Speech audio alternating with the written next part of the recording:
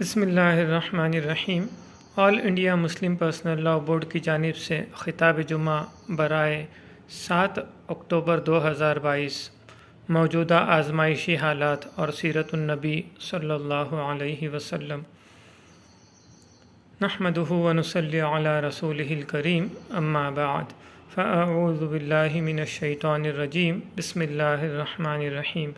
وَلَنَبْلُوَنَّكُمْ بِشَيْءٍ مِّنَ الْخَوْفِ وَالْجُوعِ وَنَقْصٍ مِّنَ الْأَمْوَالِ وَالْأَنفُسِ وَالثَّمَرَاتِ وَبَشِّرِ الصَّابِرِينَ الَّذِينَ إِذَا أَصَابَتْهُم مُّصِيبَةٌ قَالُوا إِنَّا لِلَّهِ وَإِنَّا إِلَيْهِ رَاجِعُونَ أُولَٰئِكَ عَلَيْهِمْ صَلَوَاتٌ مِّن رَّبِّهِمْ وَرَحْمَةٌ وَأُولَٰئِكَ هُمُ الْمُهْتَدُونَ۔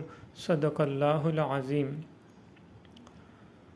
محترم مسلمان بھائیوں، آج مسلمان دنیا میں ہر جگہ ابتلاؤں اور آزمائشوں سے گزر رہے ہیں۔ امریکہ اور یورپ سے لے کر چین اور برما تک ہر جگہ مسلمانوں کو رسوا کیا جا رہا ہے اور ان کی جان و مال اور عزت و آبرو ایک بے قیمت شے ہو چکی ہے۔ خود مسلم ممالک شام و عراق، افغانستان اور یمن وغیرہ میں مسلمانوں کی آپسی برادر کشی ہے، جس کے پیچھے صلیبی اور صہیونی سازشیں شامل ہیں۔ مسلمانوں کے خون کو پینے کے پانی سے بھی زیادہ ارزاں بنا دیا گیا ہے۔ ظاہر ہے کہ یہ حالات ہمیں خود احتسابی کا سبق دیتے ہیں۔ مسلمانوں کو خود اپنے آپ کا جائزہ لینے کی ضرورت ہے، ایک ایسا جائزہ جو ایمان سے لے کر اعمال و اخلاق تک تمام شعبوں کا احاطہ کرتا ہو، اور پھر رب کائنات سے رجوع کرنے اور اپنی کوتاہیوں کی اصلاح کرنے کے جذبے پر مبنی ہو۔ ہر تکلیف دہ واقعے کو دوسرے کا قصور قرار دے کر اپنے آپ کو بریء الذمہ سمجھنا مومنانہ طریقہ نہیں ہے۔ یہ بنی اسرائیل کا طریقہ تھا کہ وہ اپنے اوپر پہنچنے والی مصیبتوں کا ذمہ دار حضرت موسیٰ علیہ السلام اور اہل ایمان کو قرار دیتے تھے۔ دیکھیے سورہ اعراف آیت 131۔ یہی حال دوسری ان قوموں کا بھی تھا جو ایمان اور عمل سے محروم تھے، اور جب ان کی اللہ کی طرف سے پکڑ ہوتی تھی تو وہ اہل ایمان کو اس کا ذمہ دار قرار دیتے تھے۔ دیکھیے سورہ نمل آیت نمبر 37۔ خود رسول اللہ صلی اللہ علیہ وسلم اور آپ کے صحابہ کے بارے میں بھی قریش اسی طرح کی باتیں کیا کرتے تھے۔ دیکھیے سورہ نساء آیت نمبر 78۔ قرآن مجید ہمیں بتاتا ہے کہ انسان پر جو آزمائشیں آتی ہے وہ اصل میں خود اس کی شامت اعمال کا نتیجہ ہوتی ہے۔ وما اصابکم من مصیبت فبما کسبت ایدیکم ویعفو عن کثیر۔ دیکھیے سورہ شورى آیت نمبر 30۔ اس لیے حالات کی ناموافقت کا سبب دوسروں میں تلاش کرنے کے بجائے اپنے آپ میں تلاش کرنے کی کوشش کرنی چاہیے۔ ان حالات کے پس منظر میں بعض سادہ لوح مسلمان بھی سوچتے ہیں کہ اگر وہ دین حق پر ہے اور خیر امت ہے، جن کا اللہ نے اپنے دین کی سربلندی کے لیے انتخاب کیا ہے، تو پھر ہم اتنی آزمائشوں اور دشواریوں سے کیوں گزر رہے ہیں؟ یہ بات مسلمانوں کو حق سے ہٹانے اور ان کے ایمان کو متزلزل کرنے کے لیے اعدائے اسلام یعنی دشمنان اسلام کی طرف سے بھی کہی جاتی ہے، لیکن یہ سوچنا درست نہیں ہے۔ حقیقت یہ ہے کہ اللہ تعالیٰ نے مسلمانوں کے لیے آخرت میں تو یہ وعدہ کیا ہے کہ وہ ہر طرح کی نعمت سے سرفراز ہوں گے، جنت ان کے قیام گاہ ہوں گی، اور وہ ہر طرح کی تکلیف اور ناگوار باتوں سے محفوظ رہیں گے۔ لیکن دنیا میں اس کا وعدہ نہیں کیا گیا ہے، بلکہ اہل ایمان سے یہ بات کہی گئی ہے کہ اللہ تعالیٰ نے جنت کے بدلے ان سے دنیا کی زندگی خرید لی ہے۔ ان اللہ اشتری من المؤمنین انفسهم واموالهم بان لهم الجنہ۔ دیکھیے سورہ توبہ آیت نمبر 111۔ قرآن مجید نے ایک اور موقع پر بہت وضاحت اور تاکید کے ساتھ کہا ہے، وَلَنَبْلُوَنَّكُمْ بِشَيْءٍ مِّنَ الْخَوْفِ وَالْجُوعِ وَنَقْصٍ مِّنَ الْأَمْوَالِ وَالْأَنفُسِ وَالثَّمَرَاتِ وَبَشِّرِ الصَّابِرِينَ الَّذِينَ إِذَا أَصَابَتْهُم مُّصِيبَةٌ قالوا انا للہ و انا الیہ راجعون اولئک علیہم صلوات من ربہم ورحمہ واولئک هم المہتدون۔ سورہ بقرہ آیت نمبر 155 تا 157۔ اور ہم تم لوگوں کو خوف، بھوک، مال، جانوں اور پھلوں کے کچھ نقصان سے ضرور ہی آزمائیں گے۔ اس سلسلے میں آپ صبر کرنے والوں کو خوشخبری سنا دے، جن کا حال یہ ہے کہ جب ان پر کوئی مصیبت آتی ہے تو کہتے ہیں ہم اللہ ہی کے لیے ہے اور ہمیں اللہ ہی کی طرف واپس ہونا ہے۔ یہی لوگ ہیں جن پر ان کے رب کی طرف سے نوازشیں ہوں گی اور یہی لوگ ہدایت یافتہ ہیں۔ اس آیت میں اللہ تعالیٰ نے زور دے کر فرمایا ہے کہ مسلمانوں کو ضرور ہی آزمایا جائے گا، اور آزمائش بھی مختلف قسم کی ہوں گی۔ کبھی ایسا ہوگا کہ مسلمان خوف و دہشت سے دوچار کیے جائیں گے، وہ اپنی جان و مال اور عزت و آبرو کے معاملے میں غیر یقینی صورتحال سے دوچار ہوں گے۔ آج پوری دنیا اور خود ہمارے ملک میں مسلمان اسی صورتحال سے دوچار ہے۔ دوسرے، ان کو معاشی نقصانات سے آزمایا جائے گا۔ اس معاشی نقصان کا ایک درجہ تو یہ ہے کہ بالکل فاقوں کی نوبت آ جائے، جیسا کہ بعض ملکوں کی صورتحال ہے جن کے قدرتی وسائل پر مغرب نے قبضہ کر رکھا ہے۔ یہی صورتحال برما کے مظلوموں اور شام کے مہاجرین کی ہے۔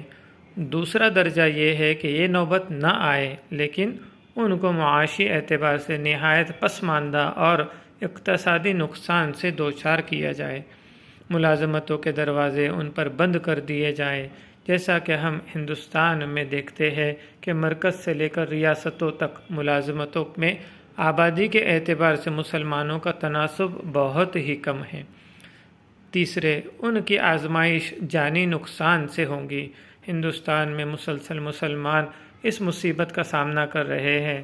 صرف بھاگلپور، میرٹھ، جمشید پور اور ممبئی اور گجرات کے فسادات، نیز بابری مسجد کی شہادت کے موقع سے ہونے والے حملوں میں شہید ہونے والے مسلمانوں کی اعداد و شمار جمع کیے جائے تو ان کی تعداد عجب نہیں کہ 25,000 کے قریب پہنچ جائے۔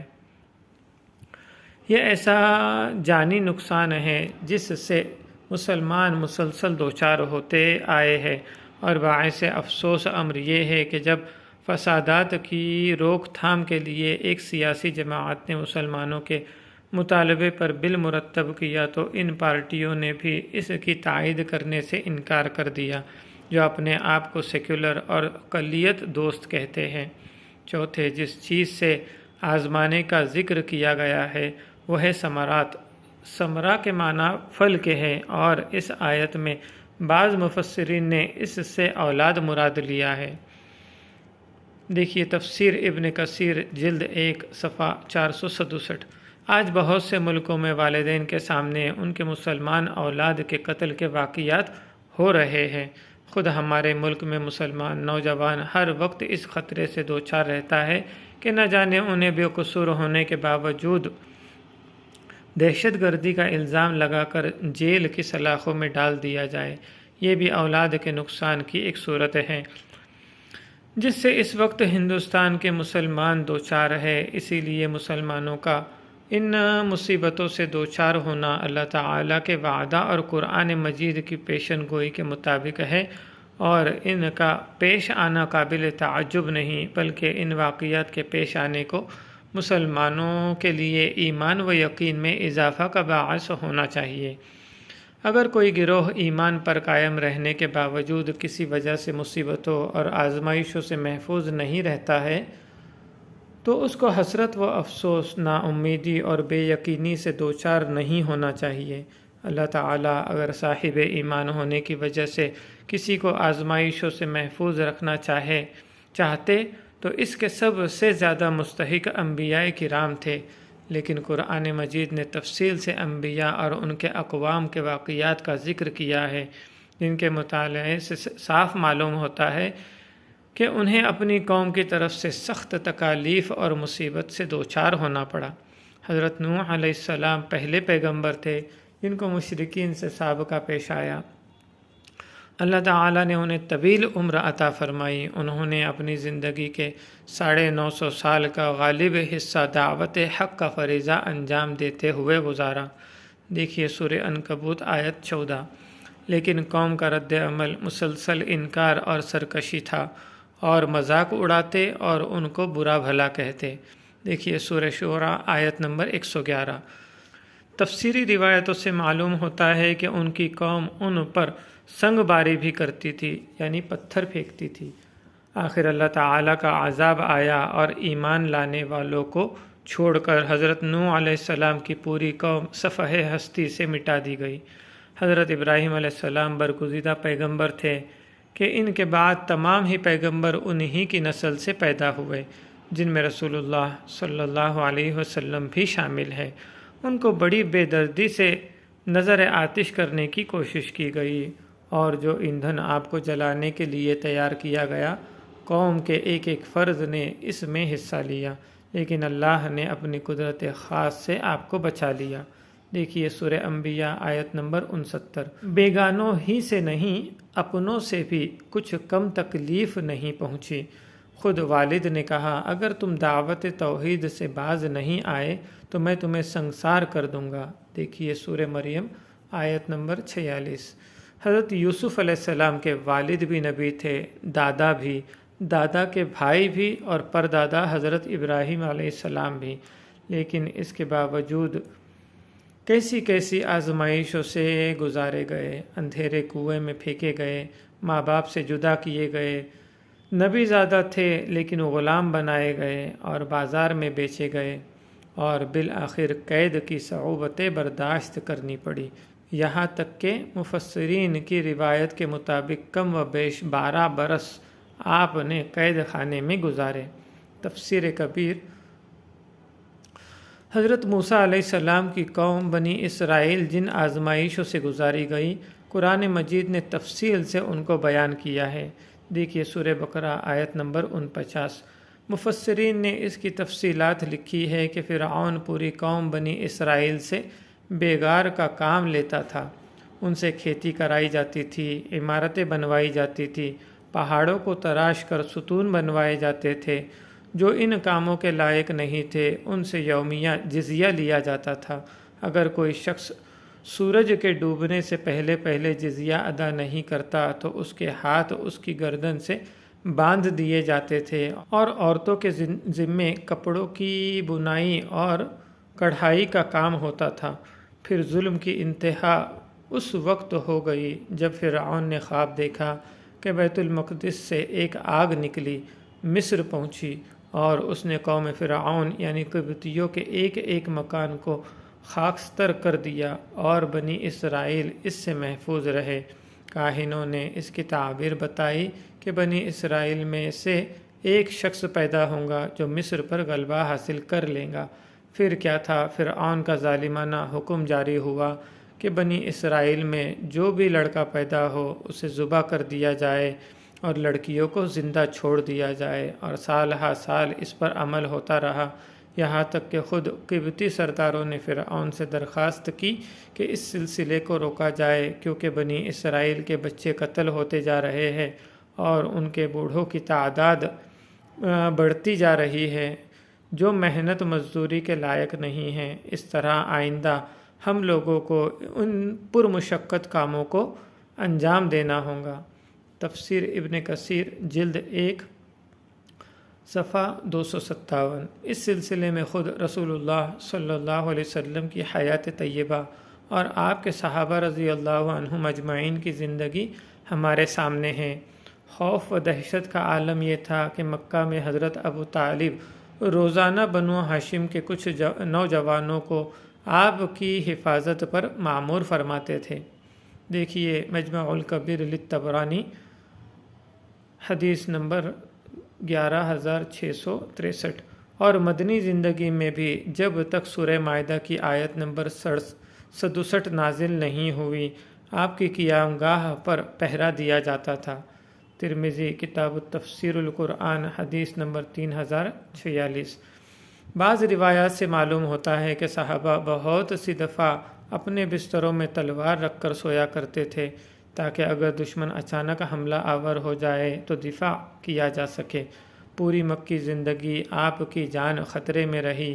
عین صحن کعبہ میں آپ کو پھانسی دینے کی کوشش کی گئی، قتل کے منصوبے بنائے گئے، طائف میں زخموں سے چور چور ہو گئے، احد میں روئے منور سے خون کا فوارہ بہنے لگا، شیب ابی طالب میں 3 سال سے زیادہ عرصہ ایسا بائیکاٹ کیا گیا کہ مسلسل فاقوں سے گزرنا پڑا، اور بنو ہاشم کے بچے ایک ایک دانے کو ترس گئے۔ اپنے عزیزوں کی قربانی آپ نے اپنی آنکھوں سے دیکھی۔ آپ نے حضرت حمزہ رضی اللہ عنہ کی شہادت کا غم بھی دیکھا، جن کی لاش مسخ کر دی گئی تھی۔ مکی زندگی کے 13 سال آپ نے سخت مشقت میں گزارے، اور مدینہ آنے کے بعد بھی 8 سال کا عرصہ اسی طرح گزرا کہ اہل مکہ کی طرف سے تابڑ توڑ حملے ہوتے رہے۔ آخر ہجرت کے 8ویں اور نبوت کے 21ویں سال مکہ فتح ہوا، اور جس محبوب سرزمین سے آپ کو ظلماً نکال دیا گیا تھا، وہی آج آپ کے قدموں میں بچھی ہوئی تھی۔ غور کرنے کی بات ہے کہ کیا اللہ تعالیٰ اس پر قادر نہیں تھے کہ جیسا 21 سال کے بعد مکہ کے لوگ دامن اسلام میں آ گئے اور انہوں نے پیغمبر اسلام کے سامنے سر طاعت جھکا دیا، یہی اہل مکہ آج سے 21 سال پہلے جب آپ نے دعوت حق پیش کی تھی، آپ کی دعوت کے سامنے سر جھکا لیتے۔ لیکن اللہ تعالیٰ نے آپ کو ان آزمائشوں سے اس لیے گزارا کہ امت کو جن جن آزمائشوں سے گزرنا تھا، آپ کو ان تمام دشواریوں سے گزارا جائے، تاکہ مسلمانوں کے لیے اپنے نبی کا اسوہ موجود ہو۔ دشواریاں ان کے قدموں میں تزلزل پیدا نہ کرے، وہ مایوس اور نا امید نہ ہو، ان کے سامنے اپنے نبی کی مثال موجود ہو، اور یہ بات ان کے لیے دھاڑس اور تسلی کی باعث بنے۔ اس لیے مسلمانوں کو موجودہ عالمی اور ملکی حالات سے نہ پریشان ہونا چاہیے اور نہ ان کے یقین میں تذبذب پیدا ہونا چاہیے۔ انہیں احساس رہنا چاہیے کہ ان کا ابتلاؤں سے دوچار ہونا ان کے نبی کی ایسی حالات سے گزرنے کے مقابلے میں بہت ہی کمتر ہے۔ رسول اللہ صلی اللہ علیہ وسلم نے اس امت کو پیش آنے والے حالات کے پس منظر میں فرمایا کہ اللہ کے یہاں آزمائشوں کے اعتبار سے افراد اور قوموں کا اجر ہوگا۔ اللہ جب کسی قوم سے محبت کرتے ہیں تو اس کو آزمائش سے دوچار کرتے ہیں۔ اگر وہ ان حالات میں بھی اللہ کے فیصلے پر راضی رہے تو اللہ اس سے راضی ہو جاتے ہیں، اور اگر وہ اس پر راضی نہیں رہے تو اللہ بھی اس سے ناراض ہو جاتے ہیں۔ دیکھیے ترمذی باب ما جاء فی الصبر علی البلاء، حدیث نمبر 2396۔ اس کو یوں سمجھنا چاہیے کہ اگر آپ اپنے گھر سے باہر محلے کی سڑک پر نکلے اور دیکھا کہ چند بچے آپس میں گالی گلوچ کر رہے ہیں اور ان میں ایک آپ کا بیٹا بھی ہے، تو آپ محلے کے بچوں کو تو چھوڑ دیں گے، لیکن اپنے بچے کا کان پکڑ کر گھر لائیں گے، اور ہو سکتا ہے کہ اس کو دو چار تھپڑ بھی لگائے، کیونکہ آپ دوسرے بچوں کی غلطی کو تو وقتی طور پر نظر انداز کر سکتے ہیں، لیکن آپ کا اپنا بھی جس سے آپ کا مستقبل جڑا ہوا ہو، اس کی تھوڑی سی کوتاہی بھی آپ کے لیے ناقابل برداشت ہوتی ہے، اور آپ فوری طور پر اس کی تنبیہ کرتے ہیں۔ اسی طرح یہ امت خدا کے دین کی سربلندی کے لیے پیدا کی گئی ہے۔ لوگ اپنے لیے جیتے ہیں اور یہ امت انسانیت کے لیے جیتی ہے۔ خیر امت اخرجت للناس، سورہ آل عمران آیت نمبر 110۔ اس لیے دوسری قوموں کو تو اس کی کوتاہیوں پر ڈھیل دی جاتی ہے جس کو قرآن مجید میں امہال سے تعبیر کیا گیا ہے۔ دیکھیے سورہ طارق آیت نمبر 17۔ لیکن اس امت سے اگر کوئی کوتاہی ہو تو فوراً اس کی پکڑ کی جاتی ہے، کیونکہ رسول اللہ صلی اللہ علیہ وسلم نے ارشاد فرمایا، مومن کی مثال کھیتی کی سی ہے کہ برابر اس کو ایک طرف سے دوسری طرف ہوا ہلاتی رہتی ہے۔ مومن اسی طرح آزمائش سے دوچار ہوتا رہتا ہے، اور منافق کی مثال ایسی درخت کی ہے جو ہلتا نہیں ہے یہاں تک کہ ایک ہی دفعہ کاٹ لیا جاتا ہے۔ دیکھیے ترمذی حدیث نمبر 2866۔ غرض کے موجودہ حالات سے نہ گھبرانا چاہیے اور نہ قدم لڑکھڑانا چاہیے۔ یہ ایک طوفان ہے جو آیا ہوا ہے اور گزر جائے گا۔ ایسا نہیں ہے کہ کسی خطے میں مسلمانوں کے مغلوب ہو جانے سے اسلام مغلوب ہو گیا، بلکہ تاریخ میں ایسی مثالیں موجود ہے کہ عین اس وقت جب مسلمان مغلوبیت سے دوچار تھے، اسلام نے اپنی استدلالی قوت کی بدولت غلبہ اور فتح مندی کی نئی تاریخ رقم کی۔ اسی لیے قرآن نے کہا کہ اگر تم ایمان اور یقین کے اس معیار پر اپنے آپ کو لے آؤ جو اللہ کے یہاں مطلوب ہے، تو انجام کار تم ہی کو غلبہ حاصل ہوگا۔ وَلَا تَهِنُوا وَلَا تَحْزَنُوا وَأَنْتُمُ الْأَعْلَوْنَ إِن كُنتُم مُّؤْمِنِينَ۔ دیکھیے سورہ آل عمران آیت نمبر 139۔ علامہ اقبال نے کیا خوب اس کی ترجمانی کی ہے۔ تو نہ مٹ جائے گا ایران کے مٹ جانے سے، نشأِ میں کو تعلق نہیں پیمانے سے۔ وآخر دعوانا ان الحمد للہ رب العالمین۔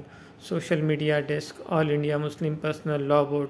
ہر ہفتہ خطاب جمعہ حاصل کرنے کے لیے اپنا نام، پتہ اور واٹس ایپ نمبر ارسال کریں 9834397200۔